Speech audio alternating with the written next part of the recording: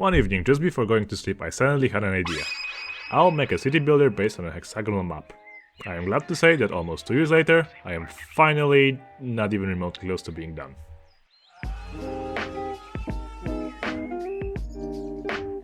I'm currently working on a little city builder called Hexburg, which allows you to make a medieval city with the added twist that you build it on a hexagonal map, like in Civ. It will have all sorts of cool stuff like population mechanics, resource management, trade, and that's all very interesting and also very complicated. But also not the subject of this video. What I need right now is the rivers in the game.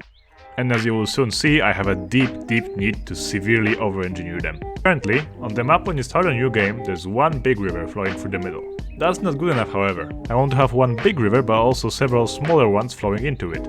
If I add more smaller river models, the points where they meet look like several different kinds of shit. What I need is a solution that allows me to have water flowing down an arbitrary path that isn't just straight up water simulation, because I don't quite hate myself as much as the city skylines dev must have.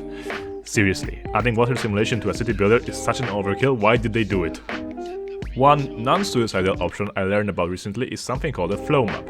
It's a texture that for every pixel encodes the direction of flow in the x-axis in the red value and in the y-axis in the green value. Because 0.5 is the value for no flow, most of the map looks like puke. If you have a map like that, you can plop it into a special shader and bam, you have yourself a water flow. One problem though. I can't just draw a map like that in Photoshop or something. I need to generate it on the fly from whichever way the random river generation happens in the game. This means I have to get the height of the terrain after I dredge a river through it, calculate the puke values for each pixel whose height is below the waterline, save that texture and send it to the shader. Doesn't sound so bad, but there's a problem. My height map is 1024 by 1024 pixels, meaning I have to process tens or hundreds of thousands of pixels and do it without making the game take eons to load. Time to use some game dev dark magic. Compute shaders are scripts that allow you to massively parallelize any task by harnessing the power of the GPU. While your CPU is very good at doing tasks sequentially, the GPU is designed to work amazingly fast in parallel. After all, it has to update literally millions of pixels tens or hundreds times per second.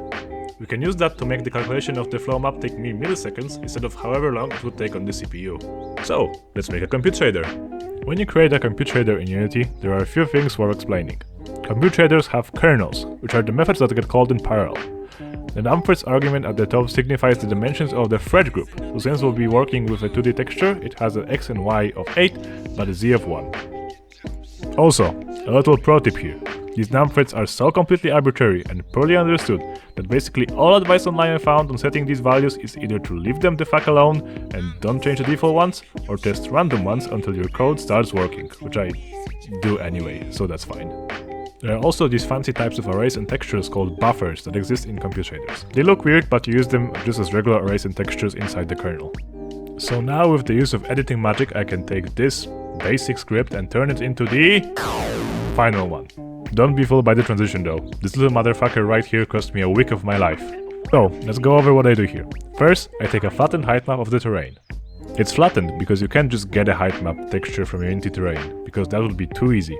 So you get a 2D array, but you can't use that either in a compute shader, as it's only textures or 1D arrays, so I have to flatten it. Then, we discard everything above the waterline, which is just the height of the water plane in-game, and find centers of water hexagons within a certain predefined radius. Each water hex has a flow direction that I set when I generate the river. That's how they look in-game. We then take the flow directions of those points and do a weighted average of them based on the pixels distance to them. Then, we normalize that average direction, because in a flow map 0 is full speed in one direction and 1 in the opposite one, and finally apply shore smoothing, meaning that water close to the shore flows slower. Now, the story doesn't end here, or in fact doesn't start here, because we first need to set the data inside a regular C# script. As a fun fact, you see this little argument here? Yeah, remember about it. Because if you don't set it, the whole thing won't work, and it took me hours to figure that out.